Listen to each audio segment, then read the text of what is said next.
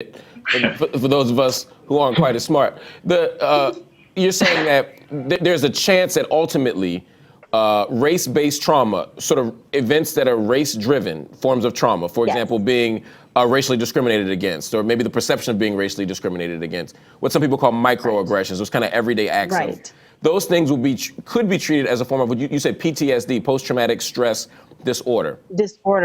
Right. Having a culmination, having a lot of these happen to someone over a lifetime can result in becoming traumatized. Interesting. And what is the relationship between sort of PTSD and these experiences of racism? Because again, this idea of post-traumatic stress, people get it when it comes to a soldier coming home from war. People get it after forms of abuse, but people don't necessarily appreciate how everyday forms of racism could be part of a kind of project or an amalgam of trauma. Right, you're absolutely right. And it's partially because I think we tend to downplay the effects of racism in our society.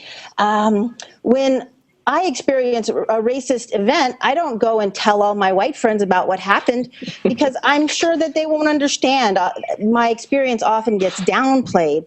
And so when this happens enough of the time, we just don't talk about it, so people don't know how these things are affecting people of color. Wow. And is that why this is such a big deal? If they were ready to turn that corner and make that change, would that be sort of a big deal because it would force a broader public, white people, to acknowledge the kind of legitimacy of this?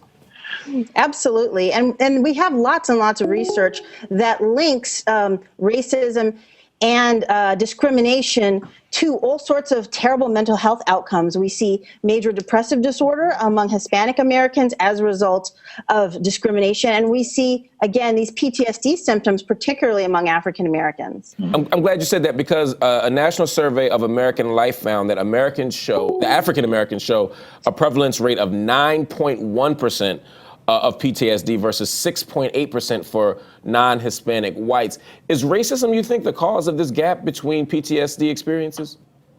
Oh, absolutely. And in my opinion, again, we haven't done the research to get down to the bottom of this conclusively, but race-based trauma is a real problem. I do see it in my clinical practice, and people are suffering because of it. Yeah, Mark, can I just jump in? Yeah, please do.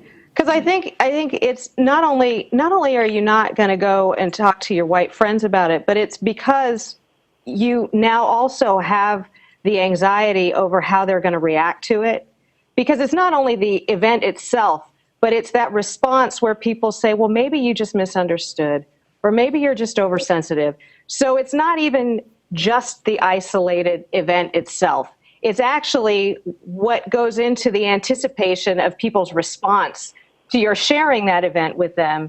And I think the second thing I wanted to say